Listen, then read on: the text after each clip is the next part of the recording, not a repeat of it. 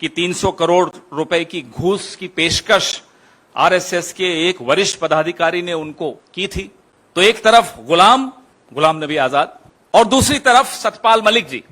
तुलना कीजिए, जिसमें 300 करोड़ की घूस की पेशकश आरएसएस के पदाधिकारी द्वारा इन्हें की गई। तो हम प्रधानमंत्री को सीधे खुले मंच से चुनौती देते हैं कि अगर सतपाल मलिक जी की बात सही है तो सीबीआई और ईडी और इनकम टैक्स और जितनी एजेंसीज हैं उनको राम माधव का पता आपके पास अगर नहीं हो तो हमसे ले लीजिए, भेजिए उनके दरवाजे पर दस्तक देने। सतपाल मलिक जी एक संवैधानिक पद पर आसीन थे अभी कुछ वक्त पहले तक।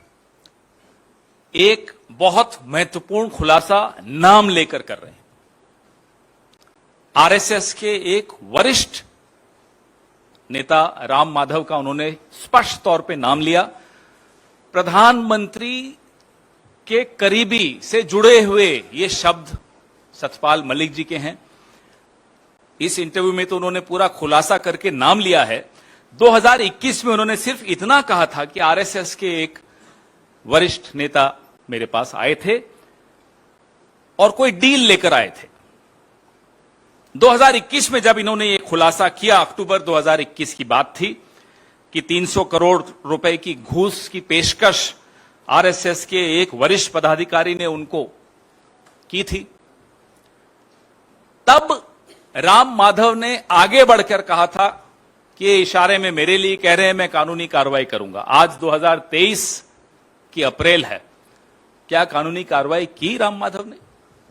अगर की तो आप सबके माध्यम से साझा करें वो जानकारी।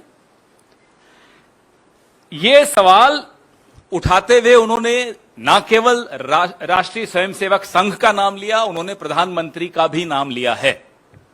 यह छोटी बात नहीं है, बहुत गंभीर बात है, क्योंकि सतपाल मलिक कोई कांग्रेस के नहीं हैं। 2 दशक से भारतीय जनता पार्टी के वरिष्ठ नेताओं की श्रेणी में उनका नाम आता है और आपके इतने चहेते हैं या थे कि आपने उनको जम्मू कश्मीर जैसे संवेदनशील राज्य का राज्यपाल बनाया आज से कुछ साल पहले, और वो भी ऐसे दौर में बनाया जब आप 370 हटा रहे थे। आपको अपना एक विश्वास पात्र व्यक्ति वहां चाहिए था और आपने उनको वहां लगाया। अगर आपका अपना चहेता व्यक्ति संवैधानिक पद पर जो आसीन रहा हो वो किसी का नाम ले रहा हो तो 2 ऑप्शंस हैं आपके पास। या राम माधव और प्रधानमंत्री खुद इन पर मानहानि का दावा करें सतपाल मलिक जी पर, और या फिर राम माधव पर कार्रवाई करें। कोई तीसरा इसमें ऑप्शन बचता नहीं है। दोनों में से एक सच बोल रहा है, पता लग जाएगा कौन सच बोल रहा है। अब सतपाल मलिक जी को राज्यपाल आपने बनाया, पिछले 2 दशक से आपकी पार्टी के वरिष्ठ नेता हैं, संवेदनशील राज्य का आपने उनको राज्यपाल बनाया। आज सतपाल मलिक जी कहां हैं? आज सतपाल मलिक जी अपने निजी घर में दिल्ली में एक पीएसओ लेकर बैठे हैं। जम्मू कश्मीर का पूर्व राज्यपाल एक पीएसओ लेकर दिल्ली के निजी घर में रहता हो। नहीं तो आजकल तो कुछ गुलाम भी हैं जो आपकी पार्टी के भी नहीं हैं, परोक्ष रूप से तो नहीं है।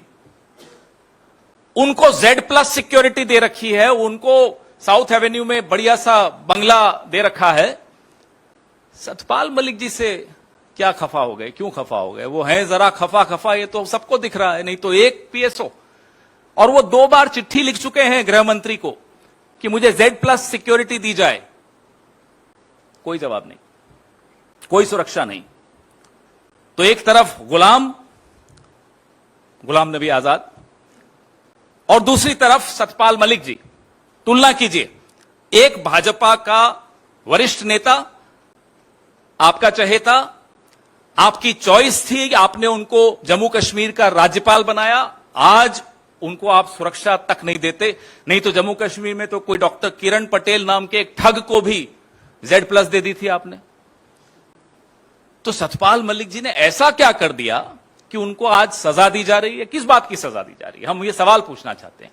क्या सतपाल मलिक जी को ये फाइलें नहीं क्लियर करने की सजा दी जा रही है? कौन सी फाइलें हैं?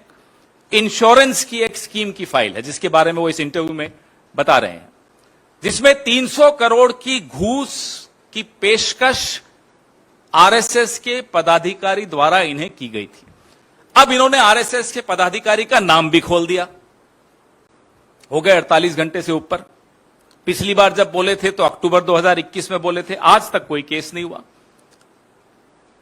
तो कौन इस बात को दबा रहा है? कौन इस बात से डरा हुआ है? कौन इस बात की सजा सतपाल मलिक जी को दे रहा है? या तो आरएसएस दे रही है या प्रधानमंत्री कार्यालय दे रहा है, क्योंकि इन्हीं दोनों का नाम लिया इन्होंने।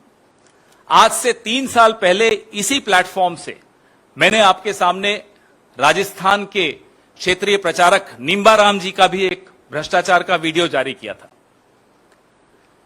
ऐसे कई उदाहरण, एक गैर पंजीकृत संगठन के पदाधिकारी भ्रष्टाचार में लिप्त होते हुए पाए जा रहे हैं, कोई कार्रवाई नहीं हो रही। क्यों नहीं हो रही? भाई, आप तो अपने आप को गंगा से भी ज्यादा पवित्र बताते हैं। आप खुद पंजीकृत नहीं हैं और हर मंत्री के यहां एक पीएस या ओएसडी संघ से आया हुआ है, कोई फाउंडेशन है संघ की, उससे आपने एक एक पीएस और एक एक ओएसडी बैठा रखा है हर मंत्री के यहां। क्यों बैठा रखा है बताइए? क्या इसी तरह की डील्स करने के लिए बैठा रखा है? हम जानना चाहते हैं। या मंत्री पर नजर रखने के लिए कि कहीं वो अकेला डील ना कर दे? ये क्या हो रहा है इस देश में? आपने चुना, जिन्होंने भी 36-37% लोगों ने भारतीय जनता पार्टी को चुना इस देश के, ये by one get one free की कोई स्कीम चल रही थी कि साथ में आरएसएस भी आएगी और वो डील्स करेंगे यहां 300 करोड़ 200 करोड़। क्या है ये? तो हम प्रधानमंत्री को सीधे खुले मंच से चुनौती देते हैं कि अगर सतपाल मलिक जी की बात सही है तो सीबीआई और ईडी और इनकम टैक्स और जितनी एजेंसीज हैं, उनको राम माधव का पता आपके पास अगर नहीं हो तो हमसे ले लीजिए, भेजिए उनके दरवाजे पर दस्तक देने।